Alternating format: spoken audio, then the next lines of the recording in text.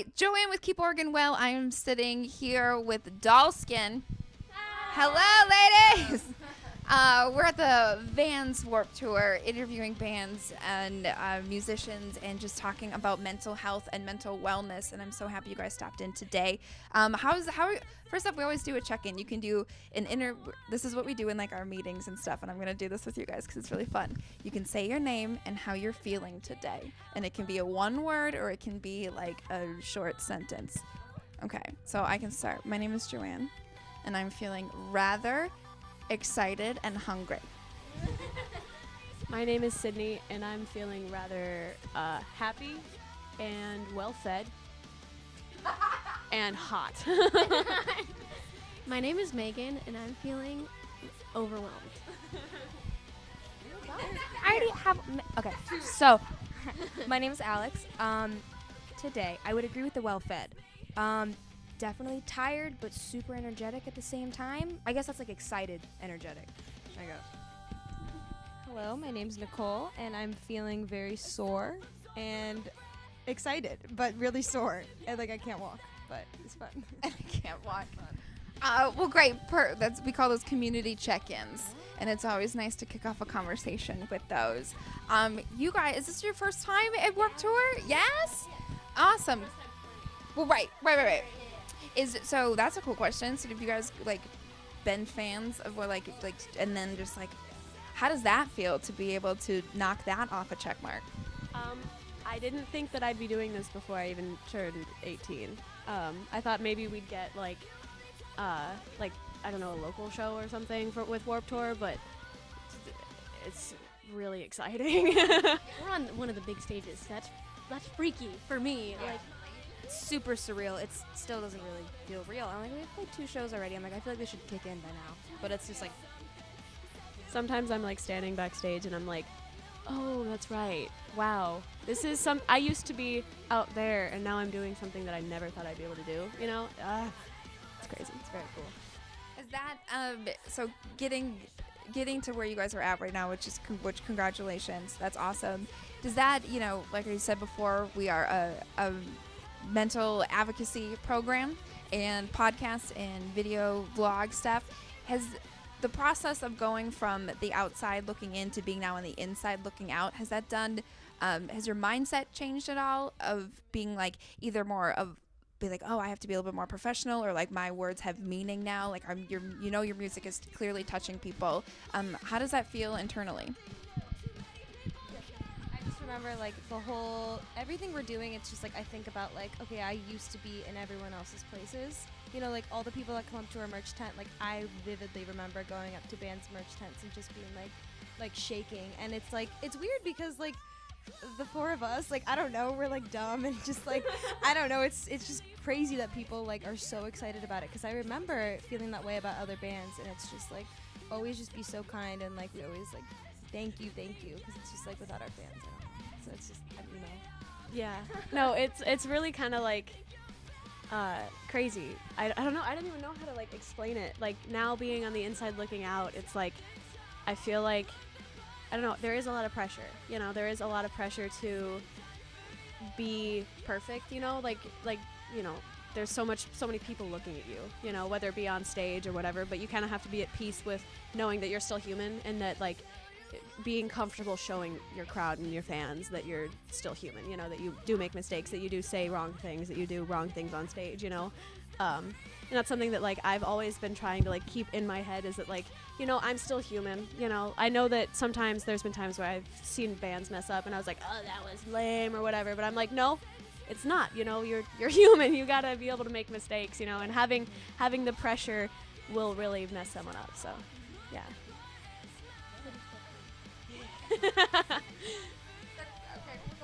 We're sharing microphones here today, a small studio.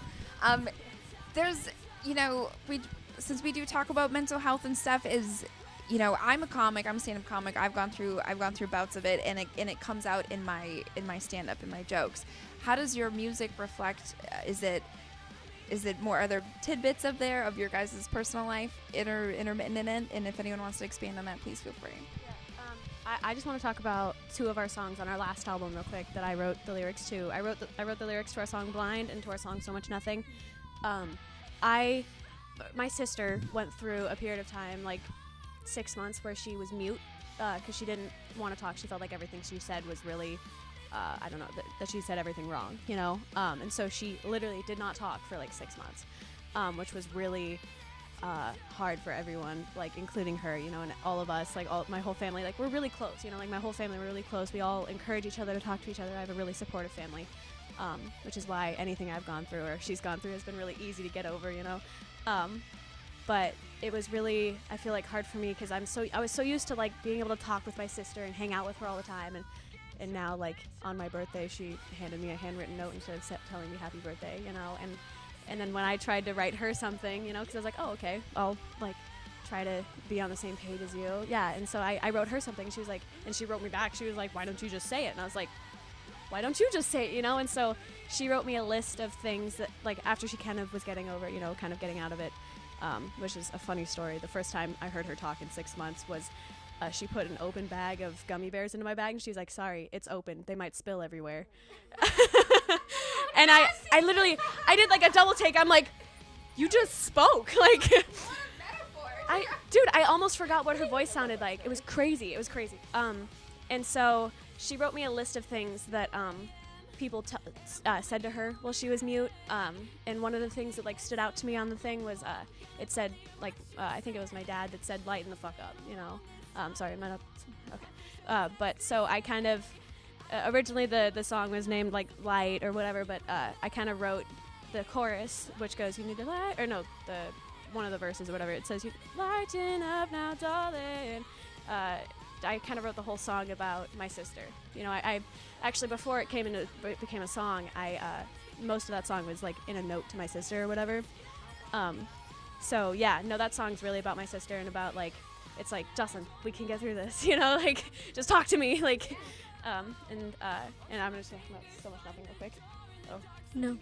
Oh no. And then So Much Nothing is also really personal to me because it's more about my story than my sister's.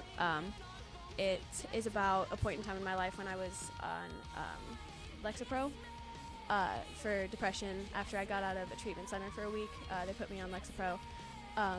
And it was helpful because I was going through a lot of really like stressful things in my mind, that like the medication kind of helped me like not go through that, you know, but it did at the same time make me feel like I was a zombie.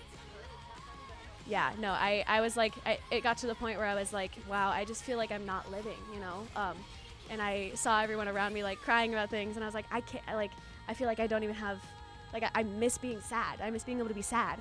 And so my mom and I weaned me off of the medication, and then all of a sudden, like, all this stuff kept coming up, and I was like, wow, I kind of forgot what this was like. So that's where So Much Nothing came from.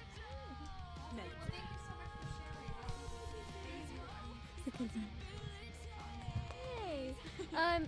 Back to like the question, how you said, you know, what it's like to, you know, be on the other side. For me, mentally, it's like so much I can't even like comprehend like how much it is, because if it weren't for like my anxiety issue, I'd be totally fine. I'd be like, let's go all the time. Here we go. But now I kind of just like have had these like building blocks. You're just like, can't do this or you have an anxiety attack. Can't do this or you have an anxiety attack. You know, it's like all these rules, you know, and it's every day.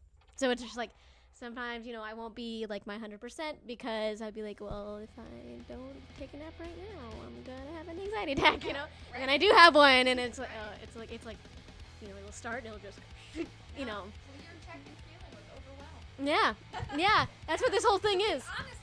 Yeah, but yeah, that's basically what I feel. But the show aspect and like everything else, I'm like, this is great. And it's like when I tell people that I have like anxiety, I don't want people to think they're just like, she's so privileged, you know, and like, like I'm very privileged, but I also do have an anxiety disorder that goes, you know, from my family down, yeah, and it's like, yeah, it is, and it's just, I don't know, it's difficult, but like, you know, once you just get into it, you can go, you know, and then like, no one will really notice, you know, if you're like panicking or whatever on stage, so you just kinda, you know.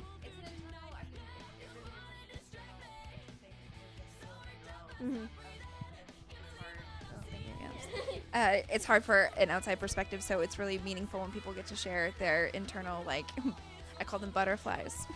My internal butterflies are on haywire right now, you know, kind of thing. So, thank you. Yeah. Wow. Thank you. Wow. How long have you guys been a band? 3 years. We've been together for 3.5 years, almost 4. It's 4 in winter. In the winter. Yeah. And did you guys all know each other from before and just were like, let's all do this kind of scenario? Megan was hiking in the Himalayas. I was not. I got the girls together for a battle of the bands for my high school when I was a junior in Arizona. So we're kind of far from home right now, but yeah. So it was called Rock Revolution, and we competed, and we were like, I don't know if this is a big deal. This is a big deal? Yeah, this is a big deal, and we won the whole thing. You know. That's awesome. And there was like 15 bands, and they're all really good for like a high school. And it was weird. Super big deal because David was there. Our manager, David was there. So. Yeah. Well, Was he scouting? he was judging for the competition. He was he was really judging us the whole time, but he was a celebrity judge, and I guess he didn't know he was scouting, but he was, which is cool. That's awesome. Is this your first Warped Tour? Yeah. We've all gone to Warped Tours like separately and together for the past like few years, really. And so this is our first time on Warped Tour. That's It's been like a awesome. dream of ours, all of ours, forever. And so, yeah. Yesterday on stage, I almost cried a few times, which made me sound like my voice was quivering. But I was like every time I'd see someone in the crowd, like nudge their friend and be like, "Oh, they're good." Like I was like, "God," I was about to cry because I was like, they think we're good, you know. No. Well, are you guys on the whole rest of the leg of the tour? Just the first 7 days. Amazing, though. Congratulations. That's awesome. Clearly, you guys are just full of life and energy, and this is amazing. Do you have anything you guys want to plug before we sign out here? We just dropped our album yesterday. What? It's called Yeah! Manic Pixie Dream Girl. You can buy it on like iTunes or Google Play or Amazon or whatever. And you can also find it on our website and follow us on social media at Dulsky Band. That's right. Dullskin Band.